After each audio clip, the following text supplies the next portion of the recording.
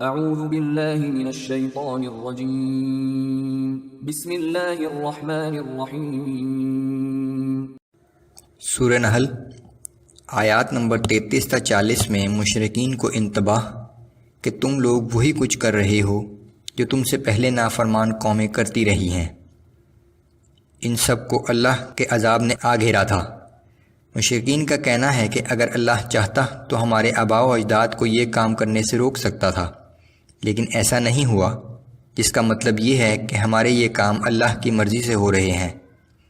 لیکن حق یہ ہے کہ اللہ نے اپنے رسول کے ذریعے انہیں اصل حقیقت سے آگاہ کر دیا ہے۔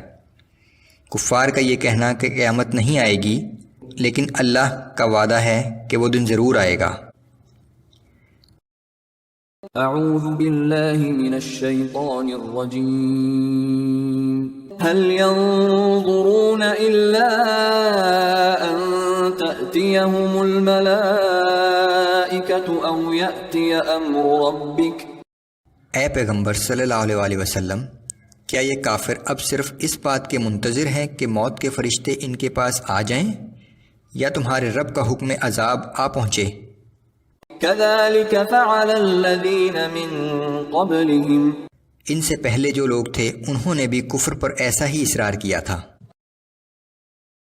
وما ظلمهم الله ولكن كانوا انفسهم يظلمون۔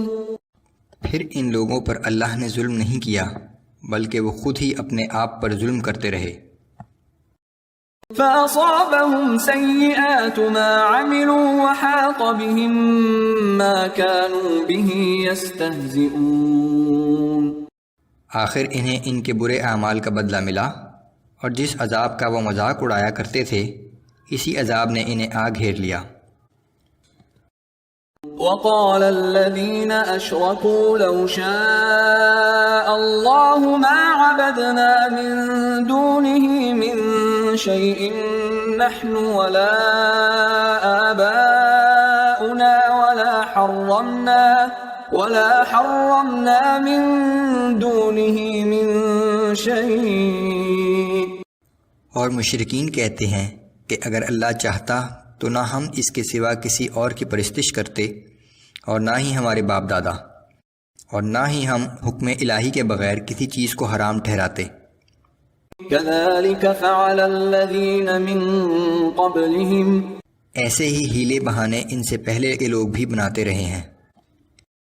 فهل على الرسل إلا البلاغ المبين، لیکن یاد رکھو کہ رسولوں پر تو صرف یہی ذمہ داری ہے کہ وہ اللہ کے احکام صاف اور واضح طور پر لوگوں تک پہنچا دیں۔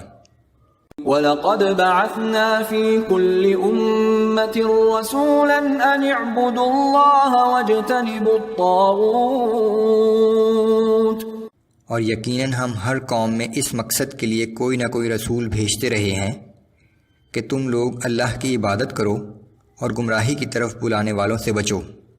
فَمِنْهُمْ مَنْ هَدَى اللَّهُ وَمِنْهُمْ مَنْ حَقَّتْ عَلَيْهِ الضَّلَالَةُ، سو ان میں سے بعض ایسے تھے جنہیں اللہ نے ہدایت بخش دی، اور بعض ایسے تھے جن پر گمراہی مسلط ہو گئی۔ فَسِيرُوا فِي الْأَرْضِ فَانظُرُوا كَيْفَ كَانَ عَاقِبَةُ الْمُكَذِّبِينَ، سو تم زمین میں گھوم پھر کر دیکھو کہ رسولوں کی تکذیب کرنے والوں کا کیسا عبرتناک انجام ہوا۔ إِن تَحْرِصْ عَلَى هُدَاهُمْ فَإِنَّ اللَّهَ لَا يَهْدِي مَن يُضِلُّ وَمَا لَهُم مِّن نَّاصِرِينَ۔ اے پیغمبر صلی اللہ علیہ وآلہ وسلم، آپ ان کافروں کو راہ راست پر لانے کی چاہے جتنی بھی خواہش کریں، لیکن یہ راہ راست پر نہیں آئیں گے، کیونکہ جس پر گمراہی مسلط ہو چکی ہو اللہ اسے ہدایت نہیں دیتا، اور نہ ہی ایسے لوگوں کو اللہ کے عذاب سے بچانے کے لیے کوئی دوسرا مددگار ہو سکتا۔ وَأَقْسَمُوا بِاللَّهِ جَهْدَ أَيْمَانِهِمْ لَا يَبْعَثُ اللَّهُ مَن يَمُوتُ، اور یہ منکرین اللہ کی سخت ترین قسمیں کھا کر کہتے ہیں کہ جو شخص مر جاتا ہے اللہ اسے کبھی دوبارہ زندہ نہیں کرے گا۔ بلى وعدا عليه حقا ولكن أكثر الناس لا يعلمون۔ ہاں کیوں نہیں، وہ ضرور زندہ کرے گا۔ یہ اللہ تعالیٰ کا وعدہ ہے جسے پورا کرنا اس نے اپنے اوپر لازم کر رکھا ہے، لیکن اکثر لوگ نہیں جانتے۔ لِيُبَيِّنَ لَهُمُ الَّذِي يَخْتَلِفُونَ فِيهِ وَلِيَعْلَمَ الَّذِينَ كَفَرُوا أَنَّهُمْ كَانُوا كَاذِبِينَ۔ یہ زندہ کر کے دوبارہ اٹھایا جانا اس لیے بھی ضروری ہے تاکہ اللہ ان باتوں کی حقیقت ان پر واضح کر دے جس میں اختلاف کر رہے ہیں، نیز اس لیے بھی کہ کافر اس بات کو جان لیں کہ وہی جھوٹے تھے۔ انما قولنا لشيء اذا اردناه ان نقول له كن فيكون۔ ہم تو جب کسی چیز کا ارادہ کر لیتے ہیں تو اسے بس اتنا ہی حکم دیتے ہیں کہ ہو جا، تو وہ ہو جاتی ہے۔